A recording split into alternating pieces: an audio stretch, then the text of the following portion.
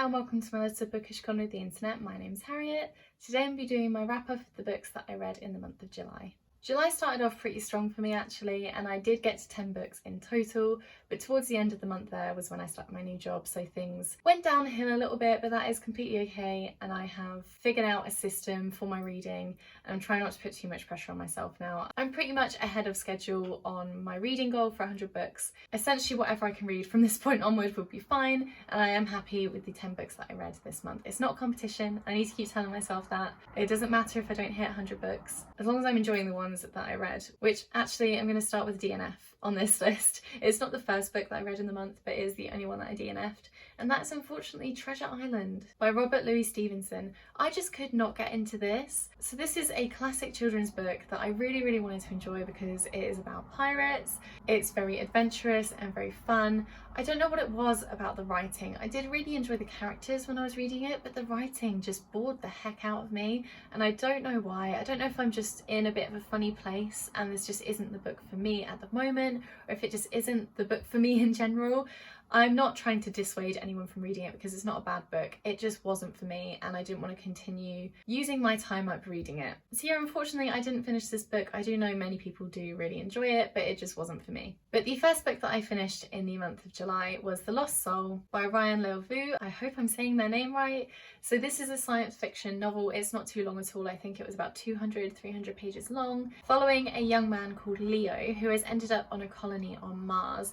And this colony on Mars is pretty much perfect, or so it seems. Everyone gets exactly what they want, everything is super clean and super advanced, but Leo doesn't remember how he ended up on this colony. He doesn't remember signing up to go there, he doesn't really understand what's going on, but there is a load of mystery in this novel. Now this book was actually sent to me for an honest review and I didn't have to do a YouTube video or anything on it. I didn't even have to do an Instagram post, I could just write it on the review sites like Amazon, Goodreads. Which I did do, but I do want to mention this because I feel like if you're just getting into science fiction, you'll probably really enjoy this. It was a very easy read and does have more of those mystery elements. So I found myself sinking into it very quickly. It's super fast paced if you don't like sluggish science fiction or sluggish books in general. Super easy to read. The only reason why I didn't absolutely love this book is just because I couldn't connect with the characters. I don't know if it's because the main character was a bit of an asshole and I just didn't like that, or again it could have just been wrong place, wrong time for me. I've had a lot going on, so I didn't absolutely love all of the books that I read in this month.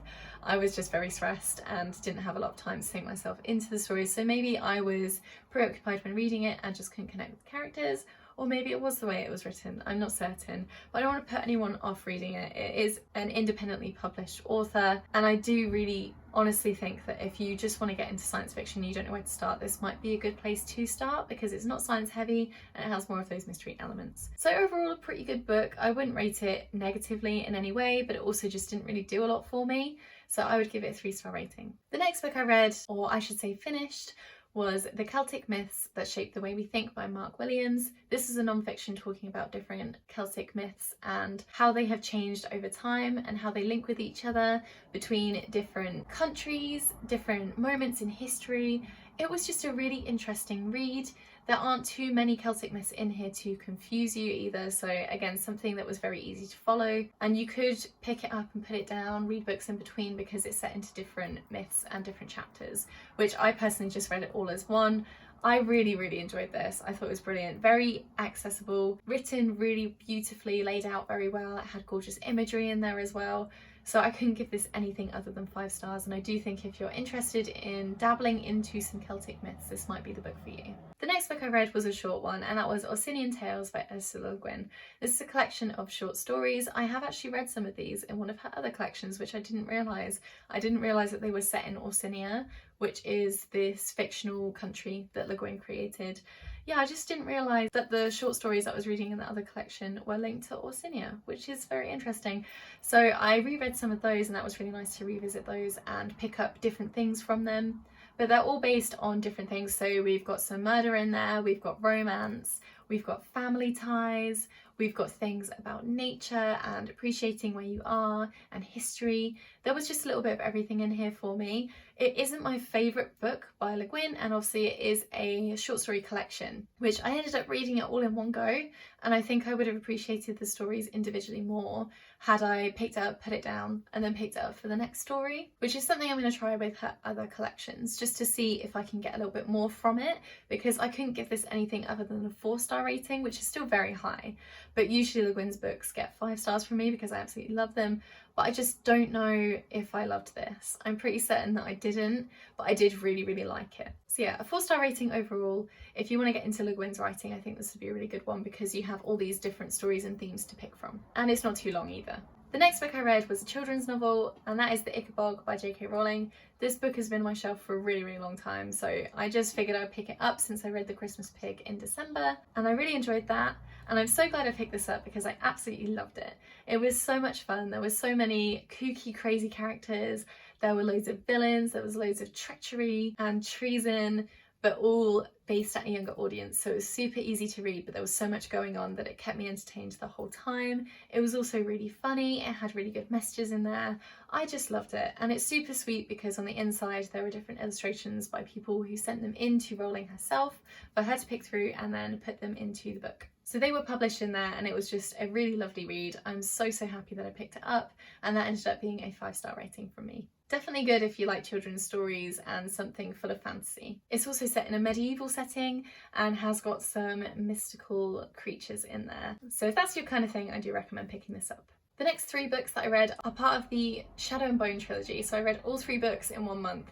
That took up a lot of my time actually, but even so I think I read them all within a week, which is pretty crazy. So the books in that trilogy are Shadow and Bone, Siege and Storm and Ruin and Rising, and I read all 3. I have got a review that's going to come up soon, so I'm not going to talk too much about this, but it is basically a YA fantasy series.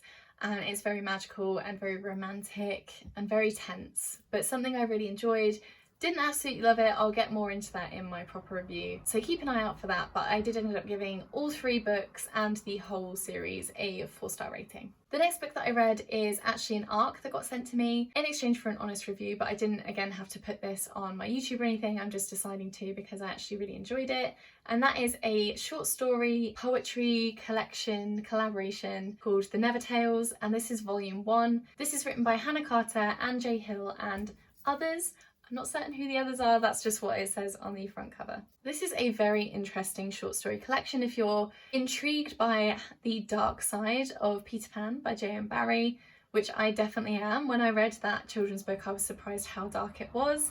But this short story collection is definitely not appropriate for children, so please don't read it to your kids. It's very, very dark, it's very violent, it's quite graphic. But all of the stories written by the different authors are following Peter Pan, the story of Peter Pan, Neverland, and the characters within it, like James or Captain Hook, Wendy, Tinkerbell.